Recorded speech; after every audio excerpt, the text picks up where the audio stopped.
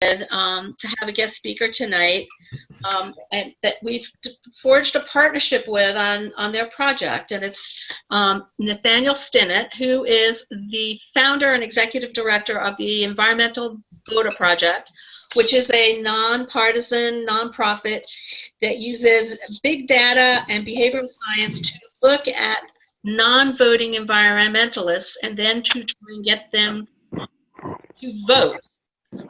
Nathaniel's been dubbed the voting guru by Grist magazine and was named one of America's 50 environmental visionaries. He's a frequent speaker on cutting-edge campaign techniques at top universities and campaign management trainings. So he's had a variety of senior leadership and campaign manager positions in the Senate, congressional, state, and mayoral campaigns. He's on the board of advisors for MIT's Environmental Solutions Initiative and was previously an attorney at the international law firm D.L. Piper. Stinnett lives in Boston with his wife and 2 children. And I'd like to welcome Nathaniel and turn the mic over to him, and he can talk about the Environmental Voter Project and the partnership that Elders Climate Action has engaged with him. So it's all over to you, Nathaniel, and welcome. Thank you so much. And did I do the screen share properly there, Jen? Yes, everything is perfect on my end. I can see it. I think everybody else can too. Awesome. Well, thank you all so much for having me. Thank you, Jerry. Thank you, Jen. I should also, I don't know if he's on the webinar here, but even if he isn't, I want to thank Grady McGonigal, who some of you might know. He's based here in Massachusetts, and for over a year now, he's been really, really great introducing us to people who are involved with Elders Climate Action around the Boston area. And through him, I've just come to be really, really impressed with the work that you guys are doing. So thank you to all of you, especially those of you in Alaska and England who are dialing into this. This is pretty cool. So I've been told that a good way to organize this call, and I think that sounds right, is to chat for about 25 minutes about the Environmental Voter Project, and then we'll talk a little bit about how we've forged a partnership with Elders Climate Action and how we're going to hopefully work together on some really interesting stuff. And then have plenty of time for Q&A. So let's get started. I'd like to talk about 3 things. I'm going to tell you a little bit of the story behind the Environmental Voter Project and how we got started. And May then I'm I going to ask a question? Sure. Go ahead. Oh, okay. I'm going to tell about how the Environmental Voter Project got started, and then just touch on the 2 things that we do, which is identify environmentalists who don't vote and then turn them into better voters. But let's start with the beginning. The Environmental Voter Project does not endorse candidates. We do not lobby for particular policies. We do not even try to convince people to care more about climate change or the environment. All we do is find people who are already persuaded environmentalists who aren't voting and then turn them into better voters. And the reason we do this is something that many of you might be aware of, if not painfully aware of. And that is, when you poll likely voters in any election, it could be a city council race in Boise, Idaho, or it could be presidency of the United States or anything in between. But when you poll likely voters for any election and ask them to prioritize the issues they care about most, climate change and other environmental issues are almost always towards the bottom of voters' priorities. Almost always. I'll give you an example here. This was a poll that we commissioned of likely voters, and this is now a little while ago, was likely voters in the 2016 presidential election. We asked them what their number 1 priority was and what their number 2 priority was. And you'll see way down at the bottom there, only 2% of likely voters in the 2016 presidential election listed climate change or some other environmental issue as their number 1 priority, and another 2% listed it as their number 2 priority. I imagine many of you were frustrated that climate change never came up in the presidential debates. Well, this is why. This is why. It's very hard to get politicians to focus on issues that voters aren't focused on. And this is not a cherry-picked poll. I challenge you to look for any poll that measures voters, not their preferences. Plenty of voters prefer government action on climate change, but their priorities. And every single one of them will show that these issues that all of us care about are not high among voter priorities. How many of you were also frustrated that climate change didn't come up once in the State of the Union? Well, this is why. And you know what? It didn't come up in the Democratic response either. And this is why. Regardless of whom you elect, even when we elect great environmental champions, it's really hard to get them to focus on issues that voters aren't focused on. Even the best environmentalist in the world isn't going to spend her political capital or his political capital on something that voters aren't prioritizing. This is something that really frustrated me when I ran campaigns, because I always worked for really good progressive environmental leaders, and it would have been malpractice for me to tell them, hey, let's talk about this issue that voters don't care about. Like that's how you lose an election. And even when we won, it was really hard to justify focusing on something that voters don't prioritize. So this lack of voter demand for environmental leadership has huge ramifications, because campaigns only target likely voters. Campaigns have limited time and limited money. And if you're running a candidate campaign, your goal is not the long-term health of the environmental movement. Your goal is to make sure your candidate gets 50% plus 1 of the votes on a Tuesday in November. And when that's your goal, and you have limited time and limited money, you can't talk to people who aren't voting. You only talk to likely voters. And what's more, if those are the only people you're going to talk to, well, you should probably only poll them too, right? You don't really want to figure out what non-voters care about. You want to figure out what the people who are going to show up on election day care about.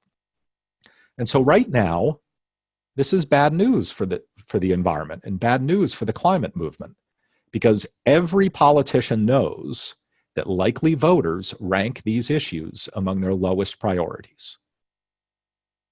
Now, the reason we ended up starting the Environmental Voter Project was honestly totally by a fluke.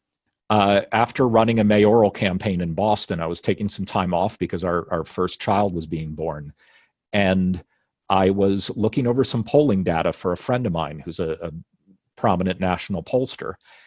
And we realized something that totally blew our minds. And we took it to all the heads of the big national environmental groups, and they looked through our data, and they couldn't believe it either. And what we realized was this.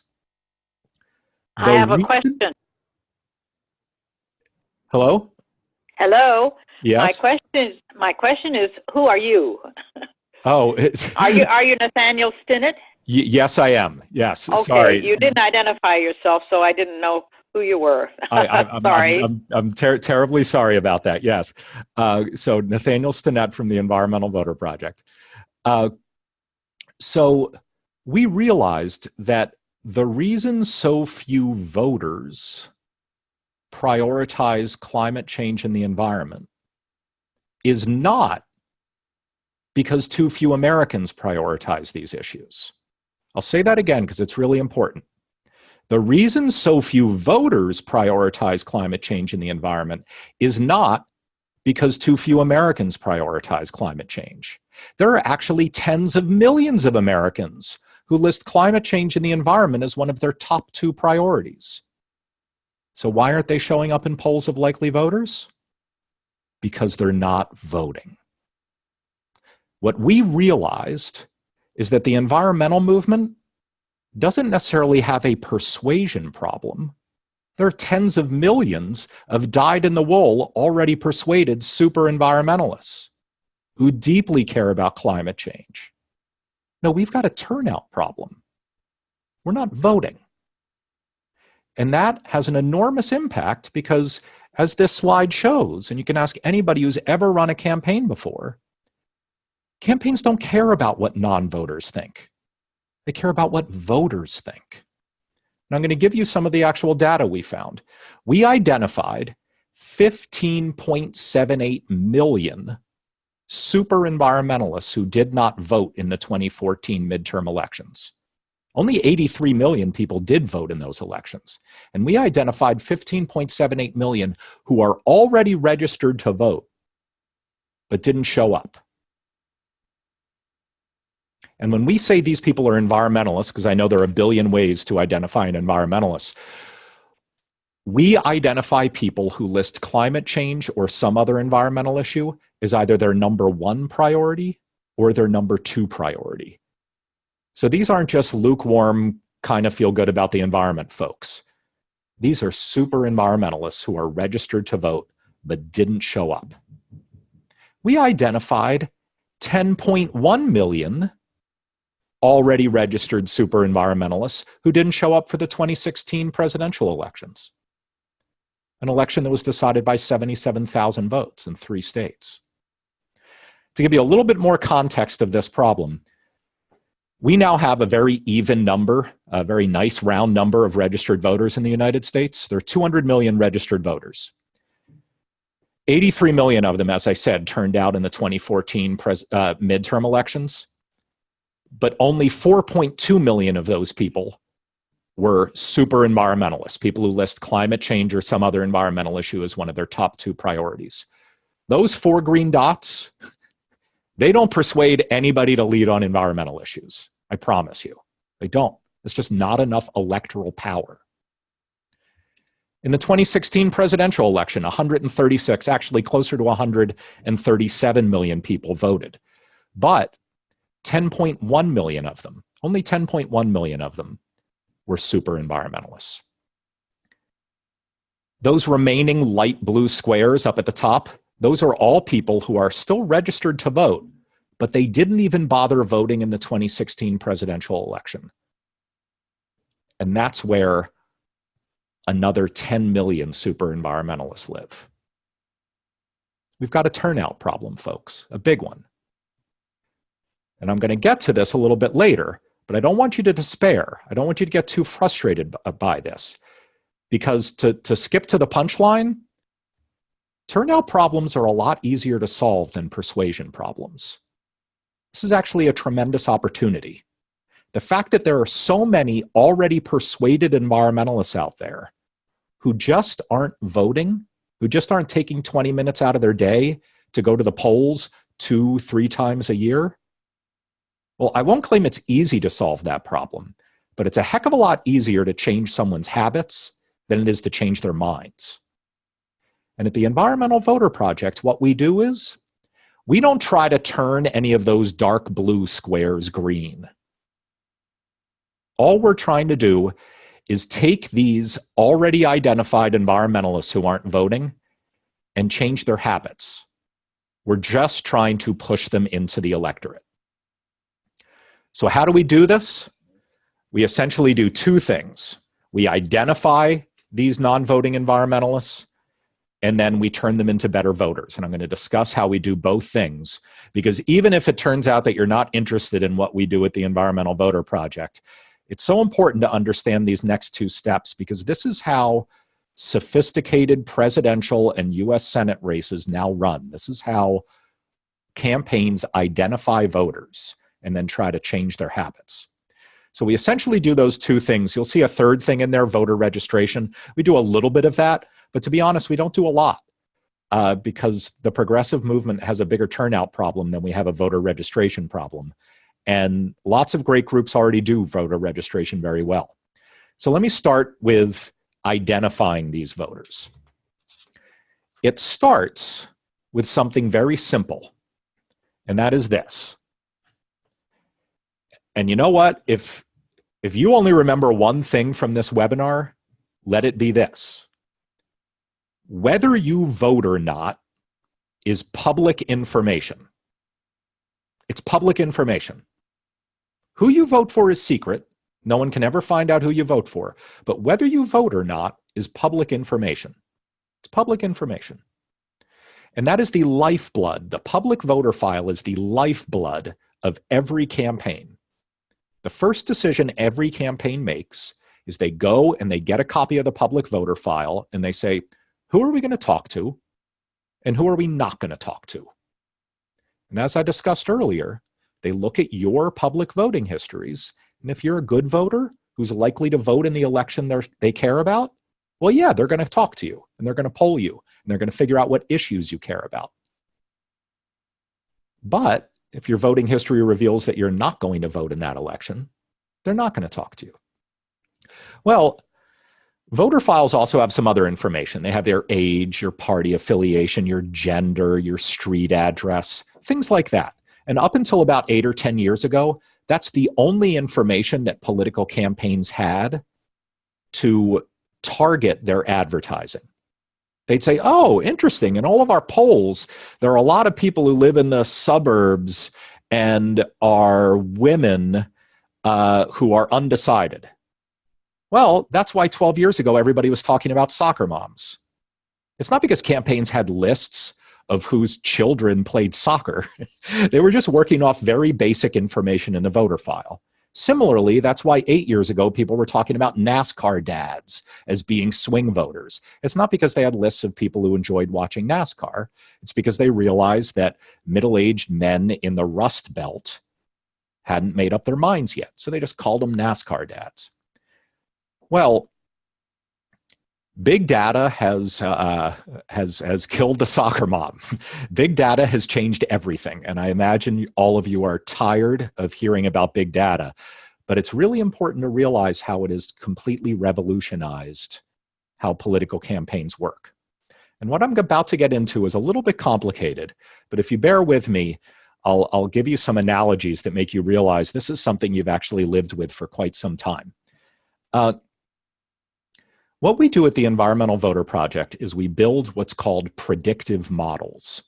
And the way we do this is right now, we have much more data appended to everybody's record in the voter file. Now, I can't go to your town hall and see where you shop and what car you just bought. But all of you know that people trade in that data. It doesn't make us comfortable.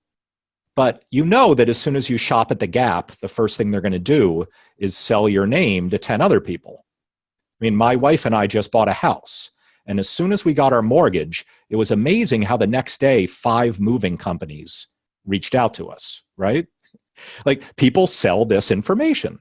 You sign up for particular nonprofits or organizations and they sell their lists. Campaigns sell their lists. Everybody knows this, and this data is running out there.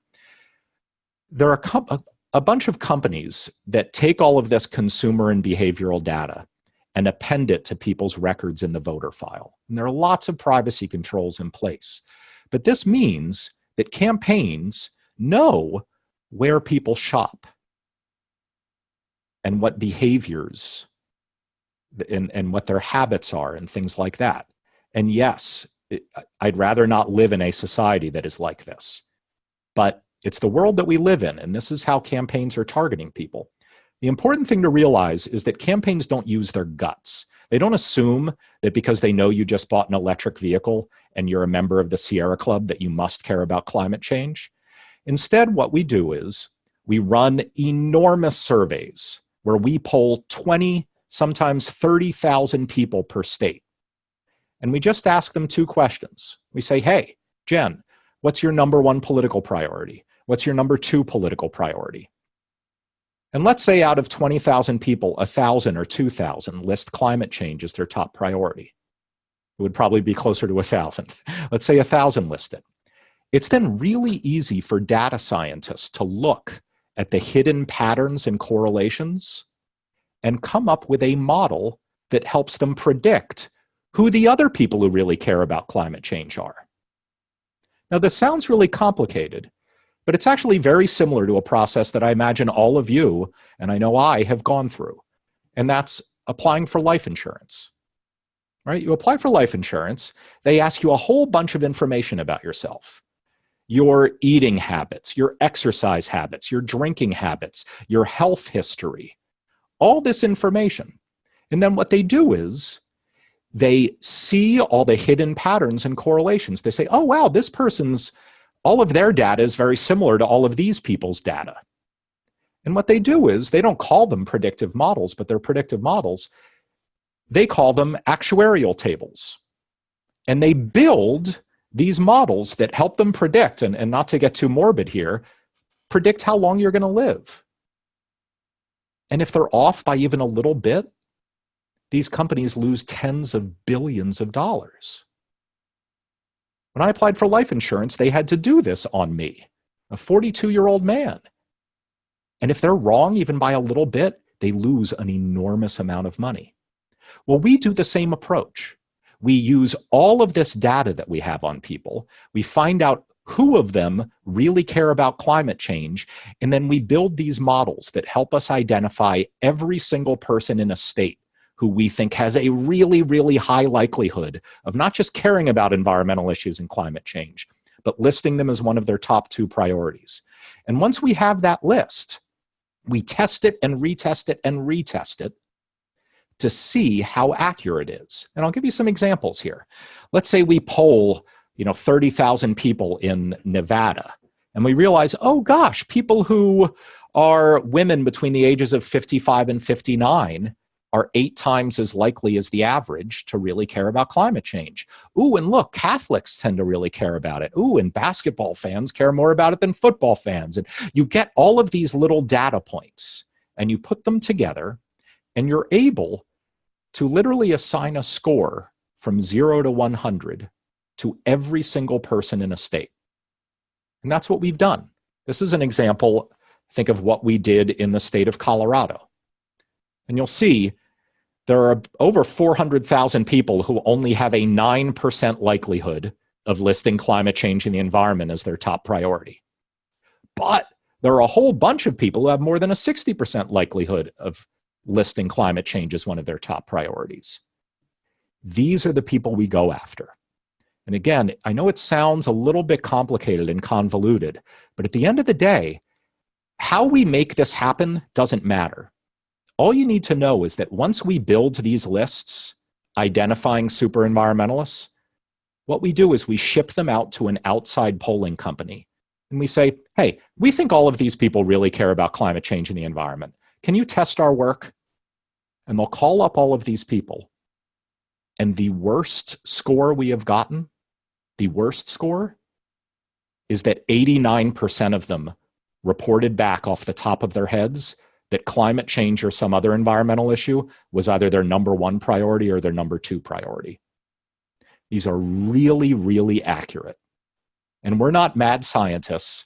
Campaigns do the same thing.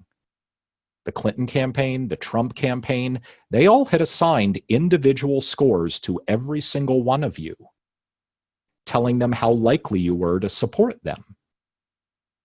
This is how campaigns run now. They don't just look at your age and your gender and your party affiliation and assume who you're going to support. They build really sophisticated models like this, just like life insurance companies do. Campaigns essentially build actuarial tables. That's what we've done. You can forget all the complicated stuff I just said and just realize that when we build these models and send them out for outside testing, they are frighteningly accurate. Frighteningly accurate. And so to go back to those big numbers that I said at the beginning, 15.78 million super environmentalists who didn't vote in the 2014 midterms, when I say we've identified them, I mean that in like the most Orwellian, scary sense. We literally know these people by name and street address because we have them on the voter file. We know where they live. We often know their telephone numbers. Sometimes we know their cell phone numbers. And so then at the Environmental Voter Project, once we've individually identified these super environmentalists who have awful voting records, all we care about is getting them to the polls. And sometimes, in fact, a lot of times, we don't even talk about the environment. Because we already know these are super dyed-in-the-wool environmentalists. And if talking about chocolate chip cookies gets them to vote, we'll talk about chocolate chip cookies. Because we know these people list our issues as a number one priority or a number two priority. So how do we do that? Well, we do door-to-door canvassing, we do calls, we do text messages, we do direct mail, we do digital advertisements. But most importantly, I want you to look at that box called messaging. We've realized through dozens and dozens of tests that talking about the environment is not a good way to get environmentalists to vote. Now, don't get me wrong. Talking about the environment is a great way to persuade someone to care about the environment or to persuade someone to vote for a particular candidate over another candidate. So I'm not saying you should never talk about the environment. You absolutely should. But if you already know someone's an environmentalist and the only thing you're trying to do is turn them from a non-voter into a voter, dozens and dozens of studies, not just our own, but other people, show that talking about these issues actually doesn't change their voting habits. Instead, we use things like peer pressure. We tell them that last time there was an election, 87% of the people on their street voted. Or we remind them that their voting history is public information. But most importantly, we do voter pledges. This might be something that some of you are familiar with if you've done voter turnout for presidential campaigns. But the simple act of getting someone to sign a pledge, usually online, but sometimes in person, promising that they will vote, is enormously powerful. Because if you can then go back to that person right before an election and remind them that they promised to vote, their turnout, their likelihood of voting goes through the roof. Through the roof. What we've realized through a lot of our studies at the Environmental Voter Project is that even people who don't vote still embrace the societal norm that voting is a good thing. Even people who don't vote still want to be known as good voters. And what's more, even people who don't intend to vote, if they promise that they're going to vote, they want to be known as honest promise keepers. What we're doing, and not just us, but other organizations that are really on the cutting edge of voter mobilization, we're realizing that wherever there is a difference between a societal norm and someone's behavior, that's an enormous opportunity. So I'll give you some examples. My guess is all of the people on this call right now like to think of themselves as being honest. But does that mean we have never, ever lied before in our entire lives? No. Of course some of us lie sometimes. But we want to be known as being honest and trustworthy. And so if you get someone, even someone who has no intention of voting, to promise that they're going to vote, and then you remind them that they promised, that's enormously powerful. Similarly, we've realized that, as I said, even people who aren't voting still want to be known as good voters. And if you're interested in this during the Q&A, I can get into some of the studies because they're very, very interesting. But simply telling people that whether they vote or not is public information, or simply telling people that their neighbors are really good voters, dramatically increases turnout because people want to get closer to that societal norm. It's like we're all back in middle school again. Peer pressure really, really works. It works extraordinarily well. So that's what we do. I won't spend too much time getting into our results, but they are pretty jaw-dropping. Every time we mobilize voters, we submit our work to what's called randomized control trials. I won't get into the weeds on what that is, but it's kind of like the gold standard of behavioral science experiments. And we can prove that whenever we mobilize these poorly voting environmentalists, we increase their turnout 4.7 to 5.1% each election.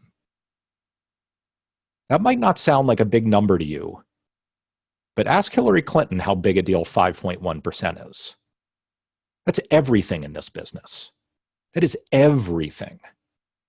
We ran a longitudinal turnout study, which essentially just means we ran a long-term experiment where we mobilized these voters we'd identified 4 times over the course of 1 year, because as I'm sure everybody on this call knows, we don't just vote for president in this country. We've got a lot of elections every year. And we mobilized these poorly voting environmentalists in Massachusetts, election after election for an entire year. After the end of 4 elections in 1 year, our target voters were voting at a 12.1% higher rate than the people in our control group. And we did it by not even talking about the environment. All we were doing was getting these people to promise to vote, logging it in our database, and then our volunteers would follow up with them prior to an election and say, hey, Jen, remember 3 months ago when you promised that you would vote on Tuesday? Well, the election's coming up, and next week is your opportunity to follow through on your promise. That's it. We just tried to hold people to their promises. It sounds very simple, but it has an enormous impact. Now, what we're doing now is we got amazing results. We're a 2-year-old organization. We got amazing results in Massachusetts during our first year. Then last year, we expanded into Georgia in the spring. And then in the fall, we expanded into Pennsylvania, Florida, Colorado, and Nevada. We have identified 2.4 million super environmentalists who are already registered to vote in these states, but they have such awful voting histories that we think no one's going to bother reaching out to them. These are the only people we reach out to. We make a point of zigging where campaigns zag. We do not talk to likely voters. 1 billion people talk to them. Remember, we're taking these environmentalists who are already with us and just trying to tweak their habits. We're trying to push them into the electorate. The second thing that we do is in all 50 states. So not just these 6 states. These 6 states are where we've run these really sophisticated predictive models and identified these targets by name and street address. But in all 50 states, if someone goes online or in person, signs one of those voting pledges I mentioned to you, and promises to us that they will vote in every election and always prioritize environmental issues, well, we will log that in our database, and we will send them free reminders by email, and if they give us their cell phone number, we'll send them text messages, reminding them of every single election they have, even elections for dog catcher or library trustee. And why? Not necessarily because library trustees are important for the environment, although in some instances they are, but because, remember, whether you vote or not is public information. And remember, the first thing a campaign does is they look at people's voting histories to figure out whether you're likely to vote or not. And so if we can build up robust voting histories among these environmentalists, then the cavalry will come in and well-funded campaigns will poll them to figure out what they care about and mobilize them, and everything will take care of itself. Because believe me, politicians go where the votes are. Take it from someone who's run 1 billion campaigns. Politicians go where the votes are, or they don't get elected. Just like if you drive 5,000 coffee drinkers to the door of Starbucks, they will start making more coffee. Well, believe me, if you get more environmentalists to vote, politicians will follow, or they won't get elected. So those are the 2 things we do. We build these sophisticated models in these 6 states. We identify the environmentalists who aren't voting. We send them digital ads. We have volunteers who call them and text them and canvass them, and we get them to vote. But on a second track, no matter where you live, even if you live in Boise, Idaho, and you sign one of these pledges to vote, we regularly track elections in all 50 states, and we will remind environmentalists to vote for every single election. And I bring that up, and I won't spend too much time on this because I know it's something that that Jen and maybe Jerry want to discuss after this. But this is how we're going to be working with Elders Climate Action. Obviously, I would love for all of you who are on the phone to volunteer with us and turn out voters in those 6 states I mentioned. But what we have done is, for people in all 50 states, we have made an online voter pledge form that now lives on your website. You can share this on Facebook, you can tweet it, you can email it to people.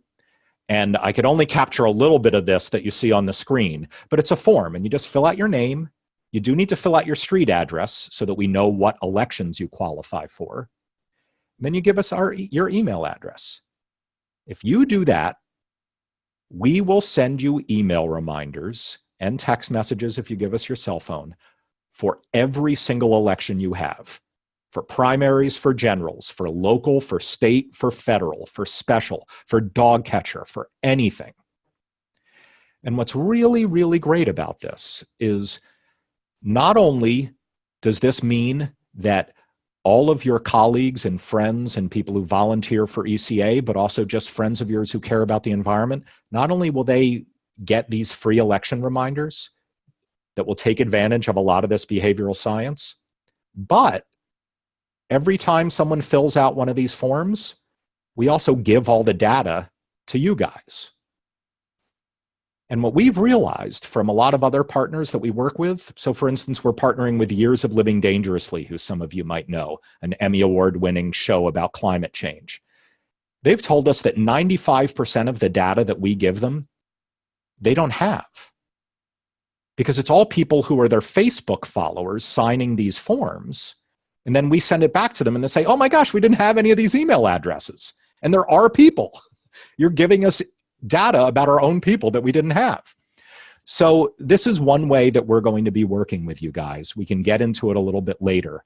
But to finish up on the Environmental Voter Project, getting people to promise to vote and then reminding them of that promise can dramatically increase their likelihood of voting. That is so important.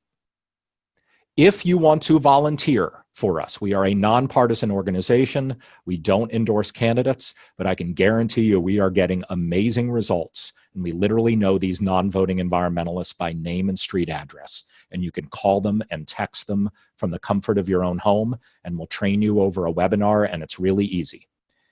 Even if you don't do either of those, please have one thing be that you take away from this, be you need to be loud and proud about the fact that voting is an important way that you express yourself as an environmentalist.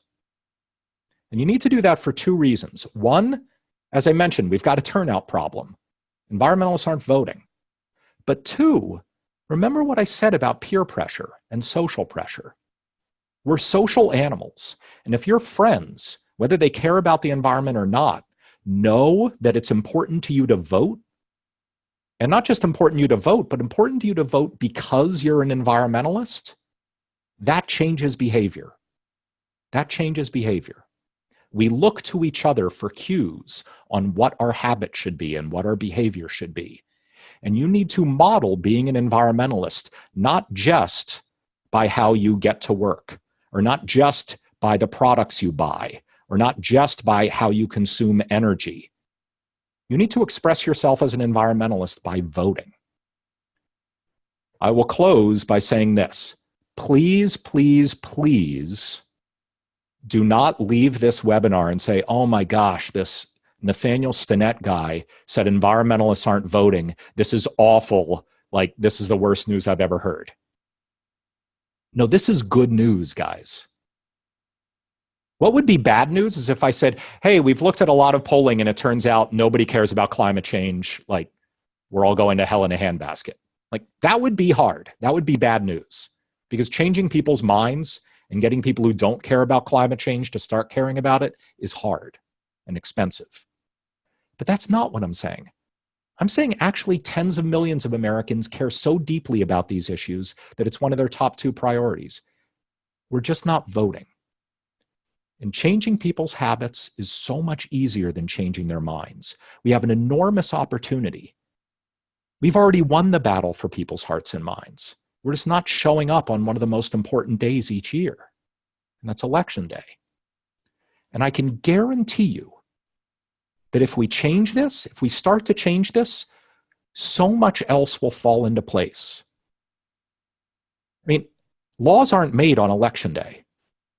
Laws are made in the intervening weeks and months and years between election days. And as all of us are on this call right now, there are probably 100 polls in the field measuring voter priorities, but they're not polling everybody. They're not polling all 340 million Americans. They're not even polling all 200 million registered voters. They're polling about 80 or 85 million registered voters who are likely to vote in this fall's midterm elections. And if we push environmentalists into that special group, we drive local, state, and federal policy, no matter who gets elected. Because if we woke up tomorrow morning and the front page of the New York Times said that likely voters in the upcoming midterm elections list climate change as their number 2 or number 3 priority, the whole world would change. The whole world would change. And we wouldn't have elected a single person. So please, don't view this as bad news. This is an enormous opportunity.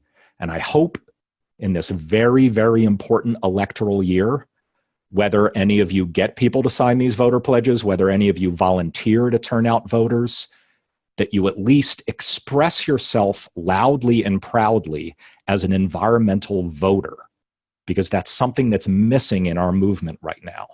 And it's really, really important. Thank you. Thank you so much, Nathaniel. I just want to reiterate that you can be loud and proud by going to eldersclimateaction.org and going to our Get Engaged section, taking action with Elders Climate Action, and sign the Elders Vote for Climate in 2018 pledge. That is the EVP partnership pledge. So look for this logo right here that is up on the screen, and you'll find it on our Facebook page, you'll find it on our website, and you can sign that pledge really simply and get those reminders to get out and vote. We're really excited to get to work with EVP on this project. Nathaniel, if you want to stop share on your screen, we can go to Q&A, and that way I can kind of see people to help me try to navigate unmuting. Absolutely. Did it work? Did I stop sharing? Not yet. Oh, there we go. There it is. Okay. Great. Now I see everybody back on the call. If anybody that is on video has questions, if you want to raise your hand, I can unmute you and let you ask your question, and then we can go to people who are on the phones secondary. If anybody has questions for Nathaniel, let's go to Shirley. Thank you so much. This was just really enthralling. I just loved it. Hear all this. My question is, when we get our reminders from you, will there be like some kind of a logo? Will we know it's from you? Because you know how many emails we get. I know. So that's a great question. Yes, it'll be from the Environmental Voter Project. There will be a logo. There will not only be reminders, we'll also tell you where your polling locations are, when the polling places are open, and then we'll also throw in some of that behavioral science. We'll make you feel a little guilty that you need to follow through on your promise to vote and things like that. But yes, there will absolutely be a lot of indications that it's from us. And I hope it's not just you guys. I want you should share this with as many people as possible and get them to sign these pledges to vote. It's gonna be going out in our newsletter from now until November. Great, great. And let's go to Tom. Tom, I'm having a hard time unmuting you. Maybe you can unmute yourself. Oh, there we go. Okay, I think that did. Yeah. Well, since I'm not on the electoral register in the United States, not being there, but I'm interested in the technique that you've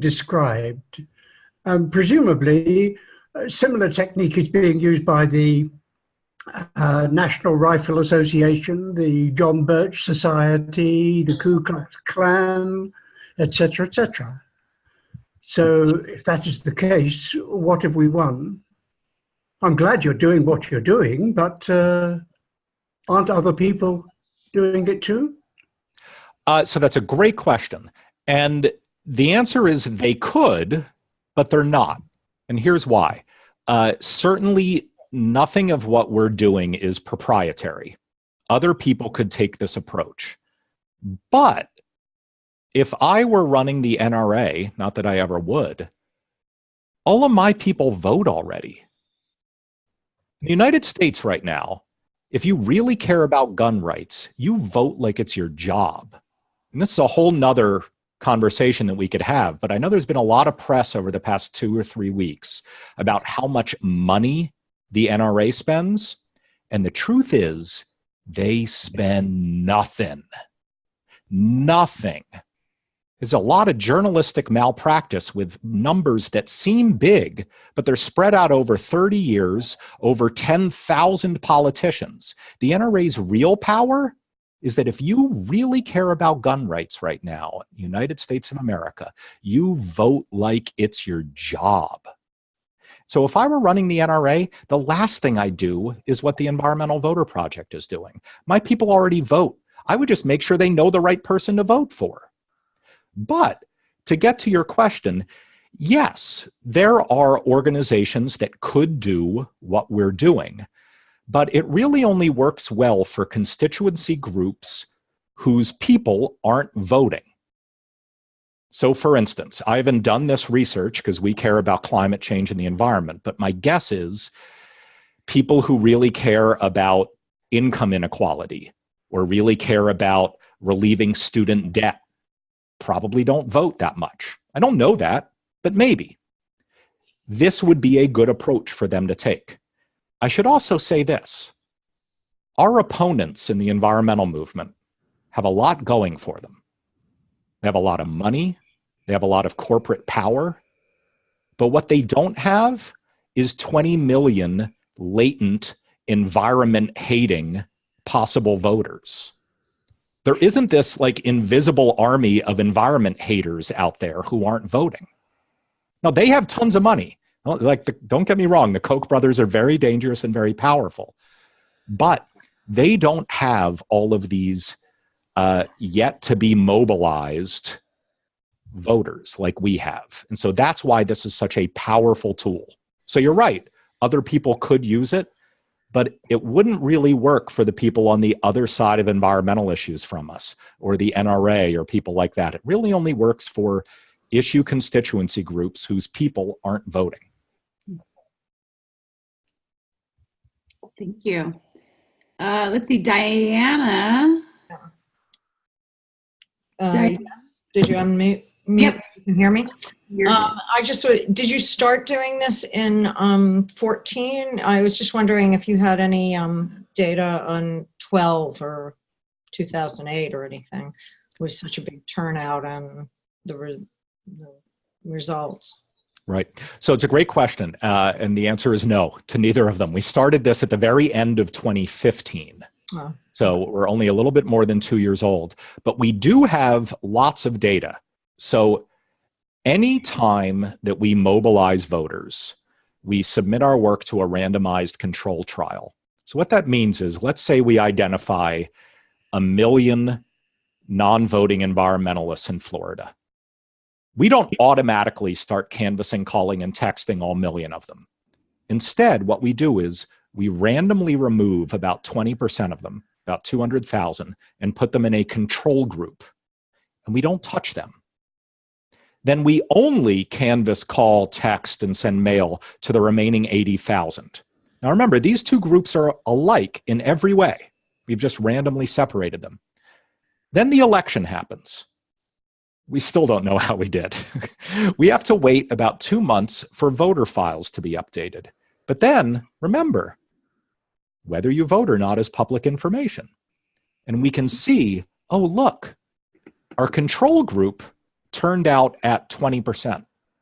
But our treatment group that got all of our voter contact stuff They voted at 25.1%. That means we're able to prove that we were solely responsible while controlling for all outside factors for increasing turnout by 5.1%. And that's usually the type of results we get, 4.7 to 5.1% per election. What's really exciting is that over the long term, we've already been able to graduate environmentalists out of our turnout populations because they're building up such robust voting histories that well-funded campaigns are coming in and starting to turn out our voters at no cost to us. And that's what's really exciting. It's like we've turned these non-voters into super voters, and we can wipe our hands of them and say, okay, like other people have got you now. Politicians are going to poll you to figure out what you care about because now you've built up a robust voting history. Other people are going to knock on your door. We can move on and start talking to someone else. Excellent. Meg. Mute. You're unmuted. Okay. I think this is very exciting as well. I wonder if you've been able to correlate your increased turnout with actual victory for environmental candidates. Right. So it's a great question. And the precise and honest answer is we don't know and no one ever knows. I mean, candidate campaigns can't tell you that they won the election for their candidate, right? Because who you vote for is secret. So we will never be able to know that. What I can tell you is this. We certainly know with real scientific rigor from our randomized control trials how many new voters we were responsible for adding to the electorate. Okay, so that's the first thing we know with real scientific rigor. 2, we know because we test the accuracy of our identification models that these are people, 89% of whom care so much about climate change that they list it as one of their top 2 priorities. Now, does that mean we know who they're going to vote for? No, we don't. But we know that these aren't just like kind of sort of milquetoast environmentalists, right? I'm sorry, I can't hear you. Oh. I said it might be their second top priority, and their top priority might be the NRA. It could be. We see almost no overlap between those two things, but you're right. It could be. It could be. And then the last thing we know is we've done a lot of research that shows people give excuses saying that they don't vote because they're not informed about the candidates, but they're only excuses.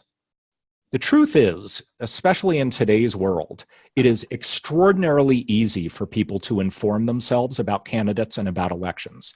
And studies that we have done, studies that League of Women Voters has done, studies that the Pew Foundation have done, show that if you get someone to think it's important to vote and be a voter, everything else follows. So,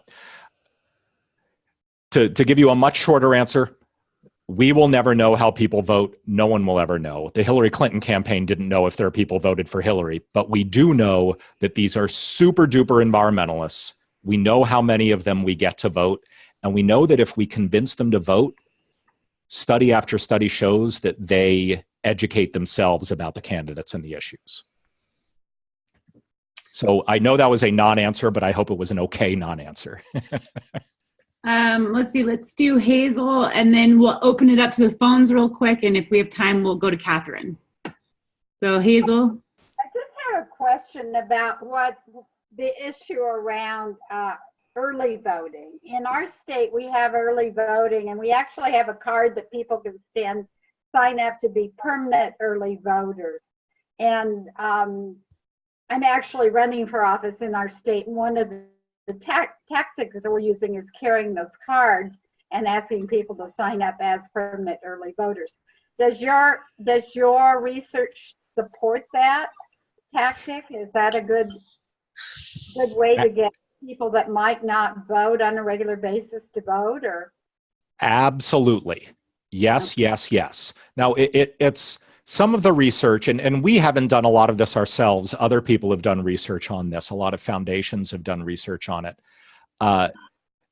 It's hard to do really precise research because you can't, if a state allows early voting, you can't create a control group and force some people not to take advantage of it, right? So it's hard to have a really good experiment on this stuff, but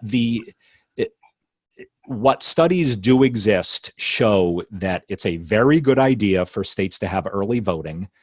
It certainly decreases people's excuses for not voting, right? Whether it always increases overall turnout or not is tough to prove. But from an issue constituency point of view, or from a candidate's point of view, which is your case, once you've identified supporters, which in our case is just environmentalists, in your case would be people you think are likely to vote for you. Once you've identified those people, you want to take advantage of every opportunity to get them to vote. And what's great about early voting is it gives you another election day, right? So you're getting additional election days. And so, yes, that's an enormously valuable tool. In the states where we operate, there are obviously lots of different ways to vote. Some states have vote by mail, some states have early in-person voting, some states have both.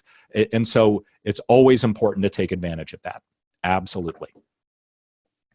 Thank you. I just want to go ahead and open it up to anybody who's on the phone. If you're on the phone and you want to unmute yourself to ask a question, feel free to do so now. We'll give you a second to find the unmute.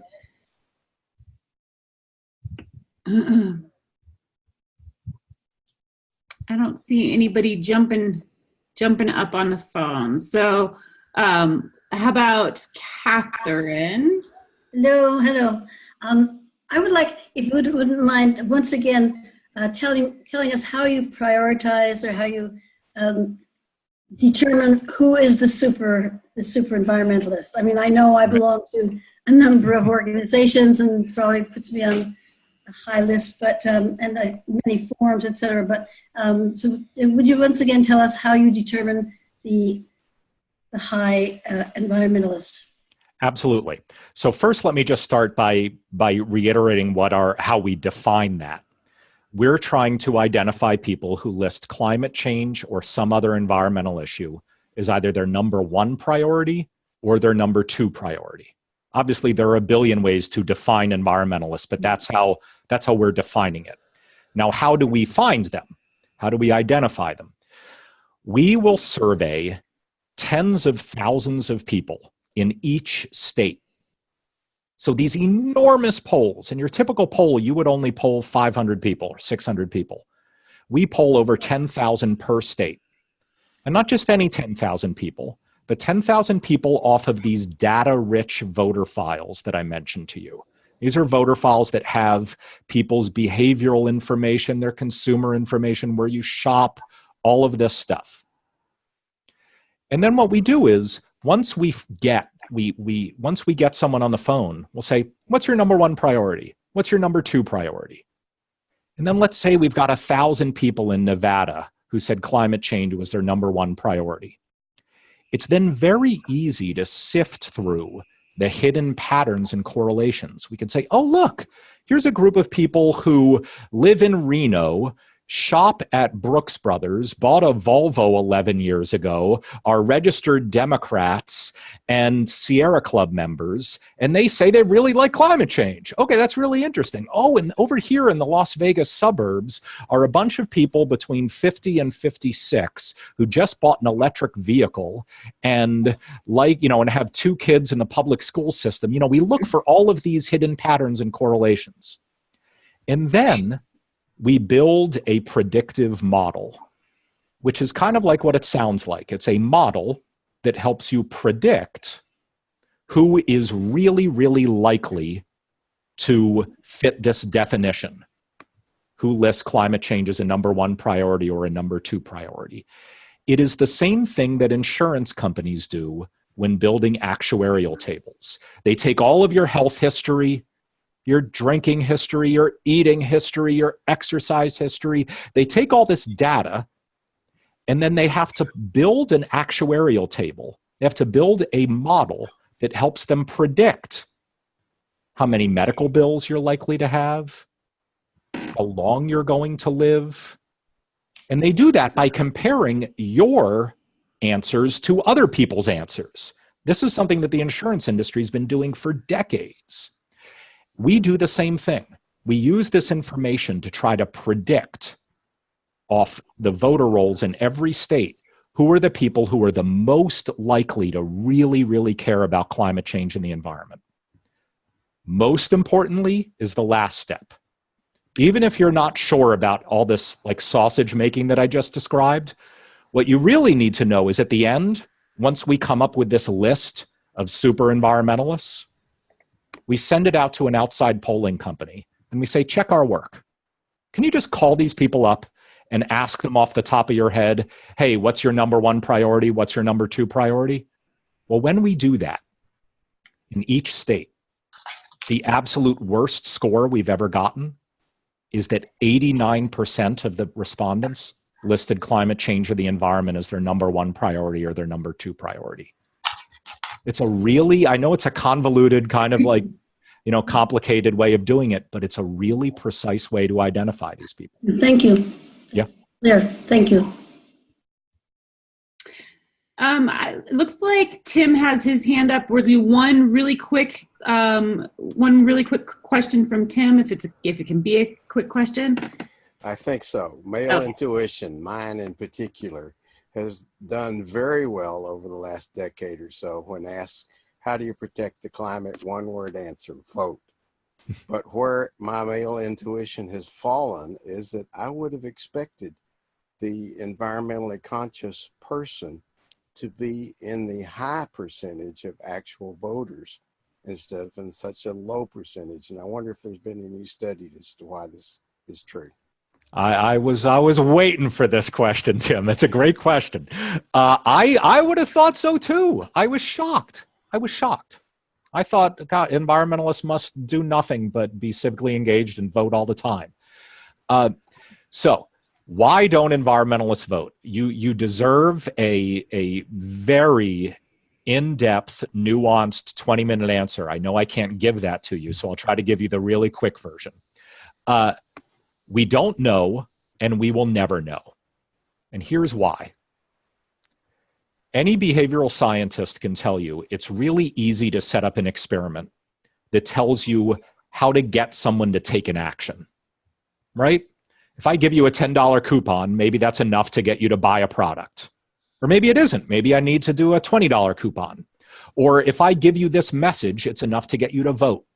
Setting up experiments to measure how to get someone to take an action is easy. What's really hard to do is to set up an experiment that tells you why someone does not take an action, like voting. The best you can do, really the only thing you can do, is ask them. And what do you think happens when you ask people why they don't vote? They lie their pants off. We've done studies like this because we're curious, just like you are, Tim, where we have asked people, when you don't vote, what are your reasons for not voting? And we left it open-ended like that, which is a really expensive way to poll people. The overwhelming majority of them, said, oh, I always vote. Now remember, whether you vote or not is public information. One thing I didn't tell you about this survey that we were doing, it was only of people who had never voted before. We surveyed thousands of people who had been registered for at least 5 years and never voted once. And something like 78% of them said, no, I vote all the time. We thought they might lie, so we had a backup question. And we said, okay, well, maybe you vote, sometimes, but on the rare occasion that you don't vote, what are your reasons for not voting? Like we wanted to give them an excuse. We wanted to make it easy for them to tell us. A smaller majority, but still a majority, still 52%, said, no, you don't get it. I always vote. They were lying their pants off. So to answer your question, Tim, we don't know why environmentalists aren't voting. It's a black box, and we've learned to embrace the black box. But what we do know is that people are lying, and that's valuable information. It gets back to what I said earlier, which is that even people who don't vote still embrace the societal norm that being a voter is a good thing. In fact, they embrace it so much that they'll lie their pants off to volunteers who they will never ever see again, swearing up and down that they vote all the time. And that's why these voter pledges are so powerful. That's why they're so powerful. So I don't know why they're not voting, but I do know how to get them to vote. That's important. Yeah. Thank you. Thank you so much, Nathaniel. This has been so informative and an absolutely fantastic presentation. And we all really appreciate your time and effort. And the data is just unbelievably powerful. I'm just blown away by some of your data. And I'm a bit of a data wonk myself, so I really appreciate it. I want to thank you, and I'm so happy that we are partnering with you on this project. I hope everybody on this call is going to go to the website and sign our voter pledge, our elder voter pledge, and encourage other people when you're out, just put the word out there to go. If it's elders, ask them to go to our website. If not, just send them to the Environmental Voter Project. Either or, just let's get people to vote. I'm one of those people was just couldn't figure out that a devout environmentalist doesn't vote. I mean, it just made no sense to me whatsoever. I was just like, no, it couldn't be true. So thank you. I think you've enlightened us, and we've got a nice chunk of time left before the election, so that's plenty of opportunity to get friends, family, go to the website, do whatever you can to get people to sign this pledge, and we'll get and then Nathaniel's organization will encourage them to go out and vote. And hopefully we'll be successful, and we could make a difference in 2018. We could have made a difference in 2016. We missed the boat.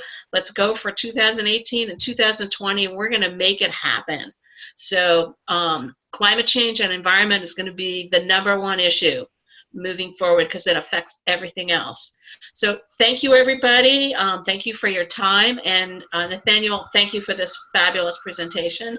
I hope you'll be able to share your slideshow with us, if you don't mind. And we will be putting this presentation on the webpage, so you'll be able to see the recording and encourage others if they've got, an inclination to learn a little bit more about some very powerful information. So. And just want to say one last thing, and that's don't forget social media. There's a huge amount of power in social media. It's a great way to share both organizations at the project with all of your friends, family, and your community, and encourage them to share. So that's how we really make these things grow quick. So everybody have a great night, and thank you so much. Join us next month, the 4th Tuesday at 7 p.m. Eastern. Thank you. Great. Thank you, and good night, everybody. Great job. Thanks, Nathaniel. Thank you. Good night. Good night.